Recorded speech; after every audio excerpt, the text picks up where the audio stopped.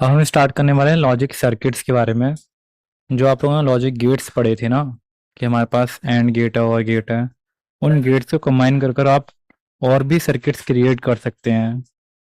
मतलब combining of the gates create circuit. जैसे मैंने यहाँ पर जो अभी क्या किया, एंड गेट का यूज़ किया, और यहाँ मैंने यूज़ किया और गेट। ओके, और इन दोनों के आउटपुट को मैंने इंट्रोड्यूस कर दिया अनादर और गेट के अंदर यहाँ पर। तो आप लोग यहाँ से देखेंगे कि जो हमारा अभी ये जो तैयार हुआ है ना पैटर्न, वो हमारा क्या है, एक नया सर्किट है ये, दिस वन। अब इसके पास अगर आप कुछ इनपुट देते हैं यहाँ पर, तो वो आपको जो है कुछ आउटपुट देगा। हो सकता है कि वो सिंगल वैल्यू दे आउटपुट आपको, क्योंकि जनरली हमारे जो आउटपुट्स होते हैं वो सिंगल वैल्यूड ही होते हैं। तो ये जो पूरा सिस्टम है, आप किसी अनादर अनादर इनपुट के लिए भी यूज कर सकते हो। जैसे अगर आपने यहाँ पर कोई और क्रिएट किया आपने यहाँ पर, ये लाइक ऐसे कर कर, है ना, ये एंड गेट यूज किया, और इस एंड गेट के अंदर जो इनपुट आ रहा था वो ये होगा। तो हम यहाँ पर क्या करेंगे, इस पूरे को एक एक ब्लॉक के अंदर क्लोज कर देंगे, और वो ब्लॉक फिक्स हो जाएगा। ठीक है, कि हमारा ये इनपुट इस तरीके से ले रहा है और उसको हमारे पास आउटपुट ये दे रहा है। तो बेसिकली लॉजिक गेट्स जो होते हैं वो कंबाइन कर कर हमें प्रोड्यूस कर सकते हैं कॉम्प्लेक्स फंक्शन को। They can be combined and can be substitute as a input for another also. ठीक है, लॉजिक सर्किट्स। अब जैसे ये सपोज करिए कि हमारे पास एक फंक्शन है। अब जो हमारा लॉजिक सर्किट होगा ना, जो आपको एक आउटपुट क्रिएट करता है, मैंने बताया ना अभी भी, यहाँ पर ये जो आउटपुट आता है, ये this value can be represented as a function, है ना, क्योंकि आप इसके अंदर कुछ इनपुट देते हैं, कुछ इनपुट देने पर आपको कुछ आउटपुट आ रहा है, और जो भी वर्क ये करता है, अगर आप लोगों ने मैथ पढ़ा हुआ है, तो वो एज अ फंक्शन कहलाता है। फंक्शन एक मशीन जिसके अंदर आप कुछ इनपुट देते हैं एंड वो आपको आउटपुट देती है। तो इन्होंने कहा है कि इस फंक्शन को आप डिजाइन कर कर दिखाइए। मैं इस फंक्शन को दोबारा लिख देता हूँ यहाँ पर, X complement Y Z, X और वाई, और Y X Y complement Z complement. अब आप लोगों को मेरे साथ यहाँ बनाना स्टार्ट कर देना होगा, क्योंकि जो आगे आने वाले half aiders, full aiders, encoder, decoders हैं, और के मैप के जो भी क्वेश्चन आंसर आने वाले हैं, उसमें आपको ग्राफ बनाने की टेक्निक्स आनी चाहिए, किस तरीके से ग्राफ बनाने हैं। तो सबसे पहले हम यहाँ क्या करते हैं, हमारे पास इनपुट कितने हैं, एक्स, और यहाँ मेरे पास वाई, और यहाँ मेरे पास जेड। ठीक है, अब इन्होंने क्या सबसे पहले क्या किया है कि एक्स कॉम्प्लीमेंट वाई जेड को जो है कंबाइन कर दिया है। तो अब मेरे पास एक्स कॉम्प्लीमेंट कहाँ से आएगा, तो यहाँ से आप देखिएगा कि अगर मैंने यहाँ पर क्या किया, ये थ्री इनपुट्स लगा दिए यहाँ पर, ये दूर दूर कर लेते हैं यहाँ पर ये। तो ये मेरे पास यहाँ पर हो गया एक्स, ये हो गया वाई, और ये हो गया जेड। ठीक है, अब यहाँ से हम लोगों ने आगे लाइन बढ़ाई, और इसको मैंने नॉट से ऐड कर दिया, तो ये नॉट हो गया। वाई में भी मैंने आगे क्या लगा दिया, नॉट लगा दिया, और जेड में भी मैंने आगे क्या लगा दिया, ये नॉट लगा दिया। क्योंकि क्वेश्चन में जब मैंने देखा था कि सभी के नॉट यूज होने वाले हैं, तो हमने इनके आगे नॉट लगा दिए। अब देखिए, एक्स का कॉम्प्लीमेंट यानी कि ये यही हमारा एक्स कॉम्प्लीमेंट है, और वाई, वाई मतलब नॉर्मल, और जेड ये एंड ऑपरेटर के अंदर है। ये देखिए, ये हमारे पास क्या है, एंड में, मल्टीप्लिकेशन में है। तो यहाँ पर हम क्या करेंगे, हम यहाँ से एक लाइन को लेकर जाएंगे, लाइक आप यहाँ से भी पुट कर सकते हैं, ये ऐसे कर कर। ठीक है, और एक जेड से लाइन आ रही है मेरे पास यहाँ पर, ये, और ये ऐसे कर कर। तो ये जो चीज़ें हैं हमारी एंड ऑपरेटर के अंदर जा रही हैं, और यहाँ से हमें आउटपुट क्रिएट कर रही हैं एक्स कॉम्प्लीमेंट वाई और जेड का। समझ में आया आप लोगों को बात वाली। फिर हमारे पास है केवल और केवल एक्स वाई का मल्टीप्लिकेशन। तो एक्स और वाई का मल्टीप्लिकेशन, ओके। तो ये देखिए आप, हमारे पास ये जो एक्स आ रहा है हमारे पास, ये दिस वन। तो मैं यहाँ से इसको यूं ले जाकर, यूं ले जाकर, ये प्योर एक्स आ गया मेरे पास ये, और वाई जो मेरे पास यहाँ से भी आ रहा था, देखिए ये वाला जो आ रहा है, मैं यहाँ से इसको पिक कर सकता हूँ, ये यूं कर कर हमारे पास ये वाई आ गया ये। ठीक है, समझ आई आपको बात ये। अभी ये जो वाली लाइन थी मैं इसको कंटिन्यू करूंगा, क्योंकि वाई कॉम्प्लीमेंट आगे चल के ऐड हो रहा है। और आगे देखते हैं, और हमारे पास है एक्स तो नॉर्मल है हमारे पास, ठीक है, एक्स नॉर्मल है आप लोगों ने। तो मैं एक्स को यहाँ से भी ले सकता हूँ, क्योंकि ये भी हमारे पास एक्स नॉर्मल जो आया हुआ है वो ये एक्स नॉर्मल ही है हमारे पास। और y का कॉम्प्लीमेंट जो ये है। तो देखिए मैं यहीं से ब्रेक करता हूँ और जेड कॉम्प्लीमेंट नीचे आ रहा है। तो ये लाइन मेरी यहाँ से हो गई एक, ये हो गई मेरे पास क्या एक्स एक्स, ठीक है। ये मेरे पास हो गया जेड का कॉम्प्लीमेंट, जेड का कॉम्प्लीमेंट हो गया। और दूसरा जो वाई का नॉट आ रहा था, वाई के नॉट को हम यहाँ से इसको ऐसे कर कर ये लेकर आ सकते हैं इधर साइड पर ये। तो हमारे अब ये जो तीनों मल्टीप्लाई हो गए यहाँ पर, अब ये थोड़ा सा क्लियर तरीके से बनाएंगे ना तो अच्छे तरीके से समझ में आ जाएगा। और आप इसमें जो बनाए तो इसको पेंसिल से बनाइएगा, पेन से मत बनाइएगा, क्योंकि इसमें हो सकता है आपको नेसेसरी रिक्वायरमेंट पड़ेगी कहीं पे रेस करने के लिए, या कुछ गलत हो गया आप लोगों का। ठीक है, वायर के ऊपर वायर ना लेके जाएं, वायर को जो हम ऊपर से लेकर चले जाएंगे इसमें। और दूसरा रास्ता पता है क्या था, आप सभी के अलग अलग इनपुट ले लो। वैसे ये भी यूज़ किया जाता है, जैसे मैंने देखा यहाँ पर एक्स कॉम्प्लीमेंट वाई जेड है, तो एक्स कॉम्प्लीमेंट लिख लिया, वाई लिख लिया, जेड लिख लिया, है ना।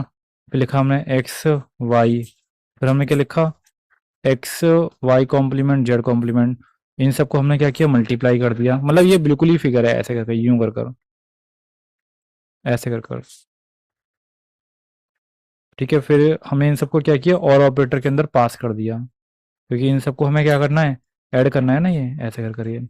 तो फाइनल आउटपुट, और यहाँ पर भी जो आपका ये इनपुट आ रहा था, ये भी आपको क्या करना है, और ऑपरेटर के अंदर पास कर देना है। तो आपका जो फंक्शन था वो क्रिएट हो जाएगा यहाँ पर, ये दिस वन। यहाँ पर लिख सकते हैं आप एक्स नॉट है, ये वाई है और ये जेड है। ठीक है, ये समझ में आ गया आप लोगों को बात ये।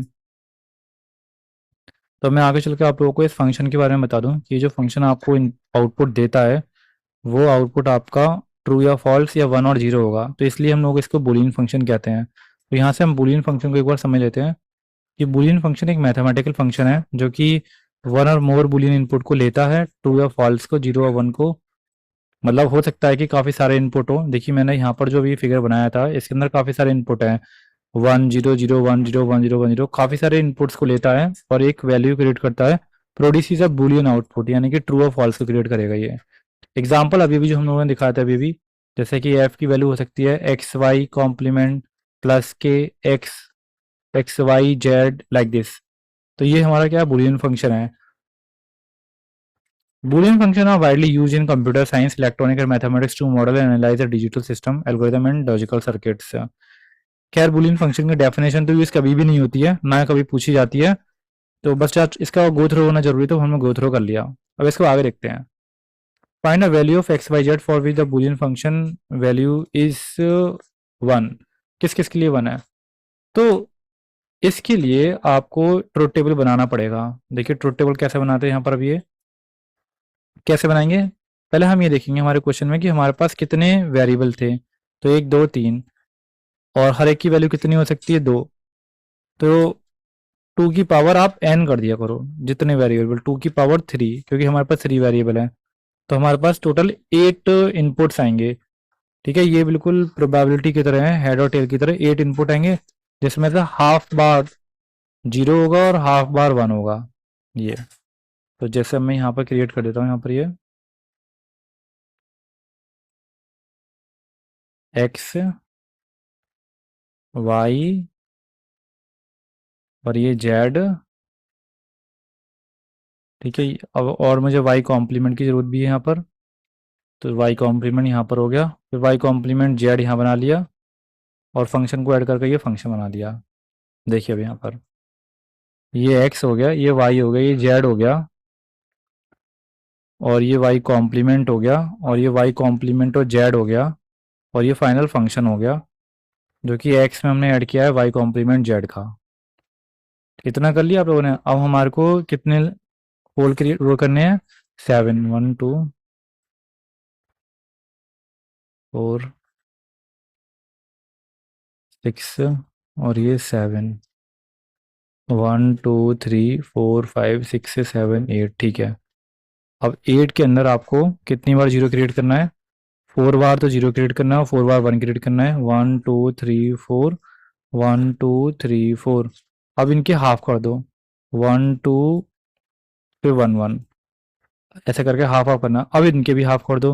अब यहाँ पर 2 बार जीरो था, अब एक बार जीरो कर दो, एक बार 1, ऐसे यूँ। अब वाई का कॉम्प्लीमेंट यहाँ क्रिएट करो।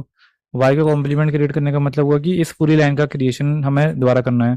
तो 1100 1100 और वाई कॉम्प्लीमेंट और जेड का मल्टीप्लाई जब आप करोगे तो 0 1 और यहाँ पर 0 0 0 1 0 0। अब वाई कॉम्प्लीमेंट जेड में आपको एक्स का एडिशन करना है इन दोनों का। तो 0 और 0 ऐड किया तो 0 1 0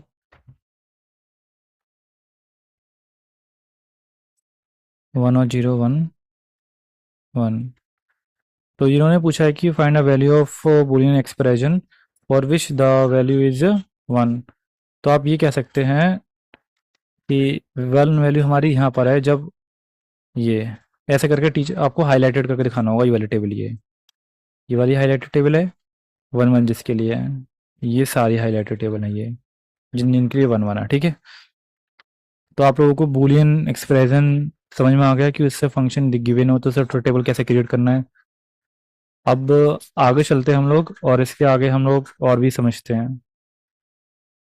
देखिए सिम बूलियन फंक्शन को हम लोग सिंप्लीफाई कैसे कर सकते हैं। ये इजी है, ये आएगा नहीं आप लोगों के एग्जाम में, लेकिन आगे आने वाले जितने भी क्वेश्चन है उनके लिए बेस की तरह काम करेगा। जैसे मानकर चलो आपको दे रखा है एक्स और एक्स कॉम्प्लीमेंट प्लस के वाई, इसको आपको क्या करना है, सिंप्लीफाई करना है। तो अगर मैंने एक्स को एक्स से मल्टीप्लाई किया ये और एक्स को वाई से मल्टीप्लाई किया ये, तो एक बात देखिएगा, अगर एक्स और एक्स कॉम्प्लीमेंट मल्टीप्लाई हो रहे हैं तो हमेशा आंसर जीरो ही आएगा, क्योंकि वन हो तो ये जीरो हो जाएगा, ये जीरो हो तो ये वन हो जाएगा, ये जीरो हो तो ये वन हो जाएगा, तो हमेशा आंसर आपको जीरो ही आएगा। तो इसका आंसर हमेशा एक्स वाई ही आएगा। तो ये रिड्यूस हो गया। इसका दिखाते हैं आपको, देखो फंक्शन आपके पास ये रखा है, अगर ऐसे कर कर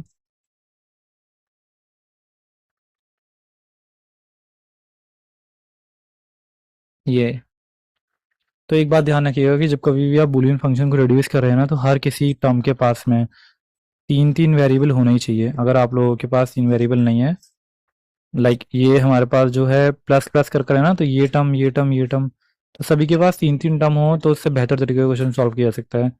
जैसे तो यहाँ पर मैं जेड और जेड प्लस के कॉम्प्लीमेंट को यूज कर सकता हूँ। क्यों? क्योंकि ये जो वन होता है ना, वन, जैसे एक्स वाई कॉम्प्लीमेंट था, तो एक्स वाई कॉम्प्लीमेंट के साथ में वन तो मल्टीप्लाई हो रहा है, तो हम वन को लिख सकते हैं जेड प्लस के जेड कॉम्प्लीमेंट, क्योंकि ये हमेशा आपको वन देगा। तो देखिए क्या हो जाएगा ये हमारे पास ये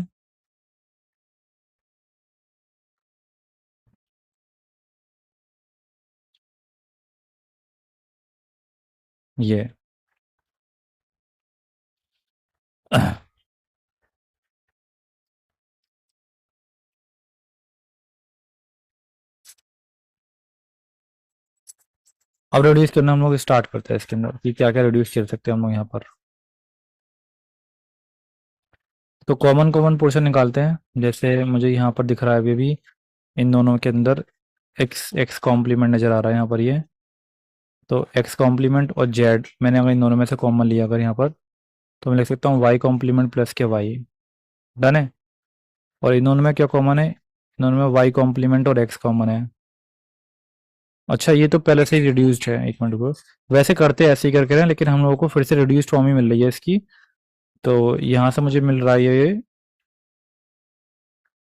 कितना मिल रहा था, एक्स वाई कॉम्प्लीमेंट, ये पहले से ही मिल रहा था। तो ये और ये तो वन ही मिल गए मुझे, एक्स कॉम्प्लीमेंट जेड और एक्स वाई कॉम्प्लीमेंट। ठीक है, तो आप लोगों का आंसर कितना आ गया, ये एक्स कॉम्प्लीमेंट जेड और एक्स वाई कॉम्प्लीमेंट, ये रिड्यूस्ड फॉर्म हो गई आप लोगों की, बिल्कुल सिंप्लीफाई हो गया। चलिए नेक्स्ट वीडियो में आप लोगों को कैनोनिकल फॉर्म और स्टैंडर्ड फॉर्म के बारे में बताता हूँ मैं।